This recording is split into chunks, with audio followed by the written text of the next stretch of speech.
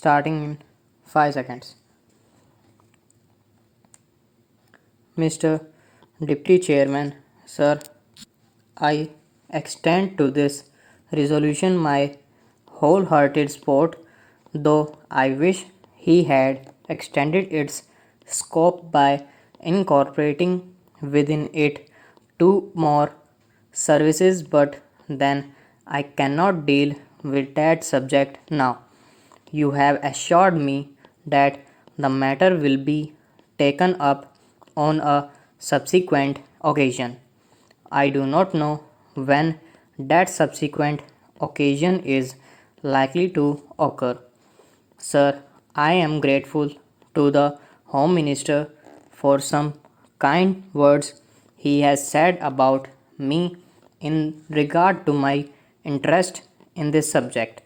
No doubt, for long I have been urging the necessity of creating more All India services. During the last 5 years or so, ever since that recommendation on the subject was made by the State Reorganization Commission, and during the last 1 year and a half, near about that time, I have been tabling resolutions on the subject twice or thrice, but they could not come up. Of course, as they say, there are higher forces that govern the destiny of things, and so far as Parliament is concerned, it is the government and the undisputed sway of the chair that govern the density of resolutions. Obviously, it was so ordained that this resolution should come up only now, and that too as a government sponsored resolution. Even as it is, I welcome it most heartily and feel enthusiastic and even jubilant about it. Sir, I sincerely congratulate the Honorable the Home Minister for the tact, the firmness, the strength, and the determination which he has shown in overcoming all the delectation and difficulties which I am sure were there in his way. The opposition and unwillingness of the states were there initially, I know.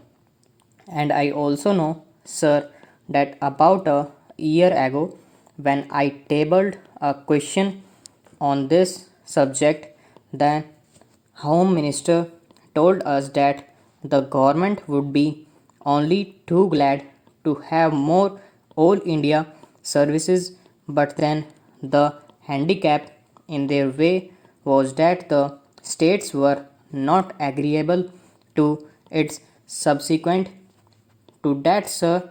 About the middle of this year, I wrote to all the chief ministers requesting them to let me know their views on this subject, and I was a little unhappy to find that no chief minister replied to me saying that he was agreeable to it. One or two of them especially said that they were against it. So all these difficulties were there in the way of the Home Minister. But I find that by his tweet persuasion, he has been able to win over all the chief ministers who, in the conference immediately preceding the last one, agreed to it in principle, and in the subsequent conference they agreed to it. It appears obviously in toto, and hence we have before us this resolution supported by the chief ministers of all the states. Sir, for that I want to congratulate most sincerely and heartily the Honorable Home Minister. Now, sir, so far as the merits of this resolution are concerned, I do not think it is necessary for me to elaborate on them because during the last 4 years or so ever since the publication of the report of the States Reorganization Commission, many eminent men all over the country, eminent administrators, and persons who had experience of administration, including the retired comptroller and auditor general, were of the opinion that more All India services should be created. Our Honorable the Prime Minister, as also our Vice President, have on more than one occasion expressed themselves definitely in favor of having more All India services. Last year, Sir, about the month of October, when addressing the Indian Police Service officers when they were going out after having had their training for a year, he expressly said that if national integration was to be maintained, it was necessary to have more All India services. That being so, I think there is not much need for us to emphasize the necessity and the utility for having more All India services. Sir, in the interest of efficiency and also in the interest of integrity, it is absolutely necessary that we should have these three All India services as also some others.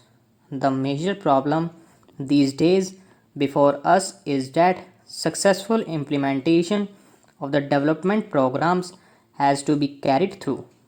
It is not enough that we should have big schemes, it is not enough that we should allocate large sums for the implementation of those schemes, but it is necessary that we should have competent personnel to effectively implement our schemes so that in a short time we may be able to carry forward our country to economic prosperity all round.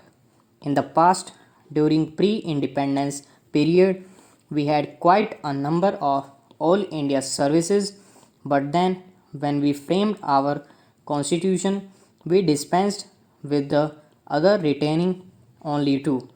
It appears to me that necessity has now arisen for reorganization of All India services and to have more All India services. Stop.